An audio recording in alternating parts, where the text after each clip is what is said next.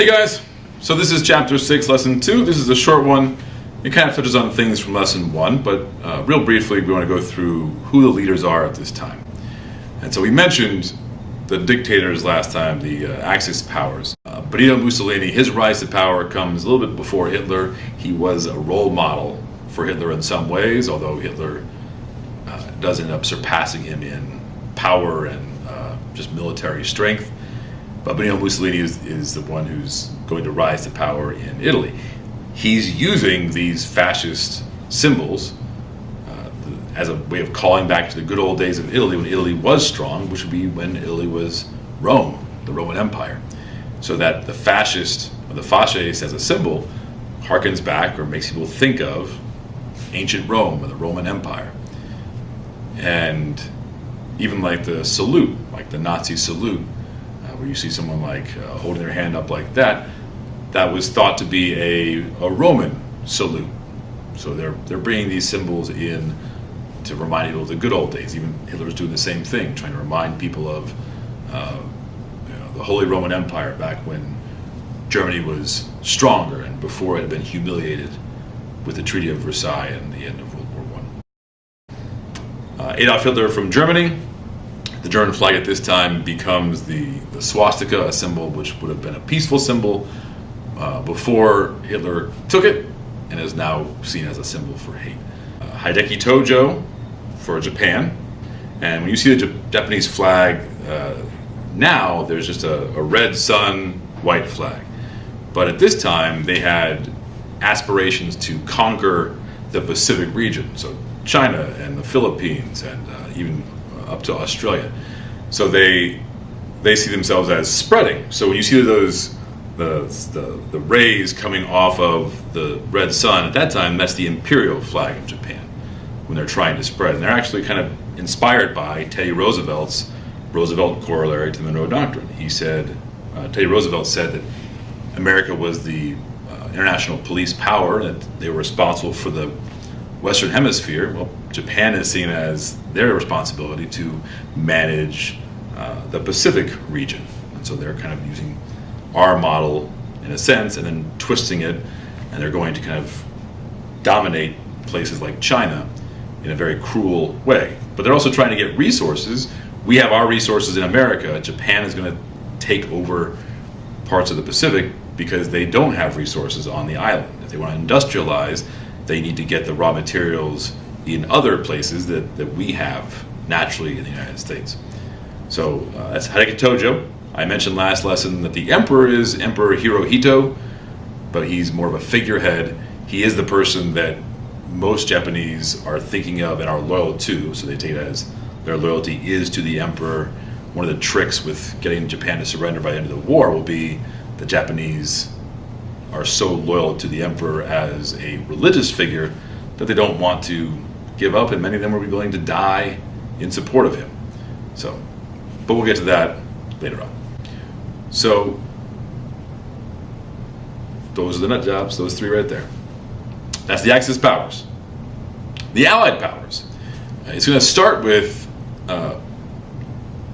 France and Britain, but France is going to be taken out of the war early, and they'll end up fighting as an underground resistance, which is still very important. A lot of times they get dismissed or laughed at for surrendering, but they're still an important part of the war with the French underground resistance. But Great Britain is really keeping it alive, the resistance alive, by not giving in to what's called the Battle of Britain. Germany is never able to invade the island of Britain. Britain will end up being our launching point to take back the continent of Europe with D-Day. But Great Britain becomes our ally, and Great Britain eventually pulls in the Soviet Union, or Russia, with Joseph Stalin, largely because Joseph Stalin gets invaded by Hitler and the Germans. They have an alliance initially where Joseph Stalin and Adolf Hitler, they're united together in what's called a non-aggression pact. And the two of them, Stalin and Hitler, are going to split Poland. So Stalin does an evil thing by invading Poland and giving Hitler kind of the cover to invade Poland as well. and he promises he won't attack Hitler. And Hitler promises the same thing, but never trust Hitler. Eventually, when Hitler realizes that he can't defeat Britain and he can't invade Britain, he's going to then turn on Russia and invade Russia, and it's a betrayal for Stalin, but it's going to force Stalin to eventually join up with the Allies. The Allies, Great Britain and the Soviet Union, and eventually America will join directly after Pearl Harbor, but before that, America is also lending supplies in what's called the Lend-Lease program. They're giving them weapons, loaning them weapons to help. So America does get involved, and eventually they'll get directly involved once Japan declares war, and then Germany declares war, Italy declares war, then America gets all in. Now these countries they're the Allied powers. They're often referred to as the Allied powers. On a test, I'll refer to them as Allied powers. But they're also called the United Nations. So the United Nations are all the countries that are together opposing Hitler and the Axis powers. Which is why at the end of the war, spoiler alert, the Axis powers lose. When people are thinking of the League of Nations and how badly the League of Nations failed, and they're thinking, well, what's this new United Nations? You might think, well, why would you try the same thing and just change the name? No one's going to be fooled by that. But the United Nations was known for being successful because the United Nations is what you called the resistance to the Axis powers, and they won. Spoiler alert, they win. There's also a little underneath FDR. So Franklin Roosevelt is the leader, the president for the United States. Winston Churchill is the prime minister for Great Britain, and Joseph Stalin is the leader for the Soviet Union, which at this point is a country mainly with Russia and some other satellite countries as well that will join become the Soviet Union, the Union of Soviet Socialist Republics, the USSR. Soviet Union, Russia, we might use those kind of interchangeably. They're going to become our enemy after the war is over and we start the Cold War.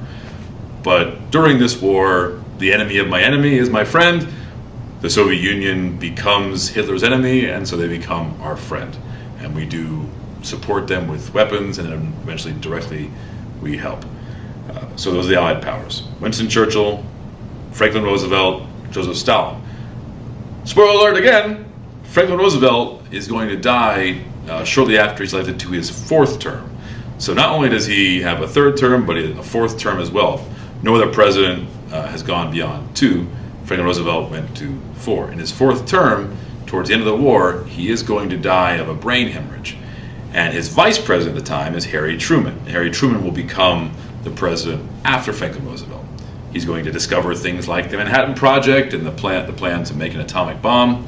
And then he's going to have the choice of whether or not to use it against Japan. So by the time Harry Truman is president, Germany will shortly after he becomes president, Germany will be defeated, and then he'll turn his attention exclusively to Japan and make a choice about using the atomic bombs. So those are our leaders, those guys right there. All right, that's lesson 2. Next lesson we'll talk about the events starting with the invasion of Poland and working up to the very end of the war, a few lessons after that. Okay, bye.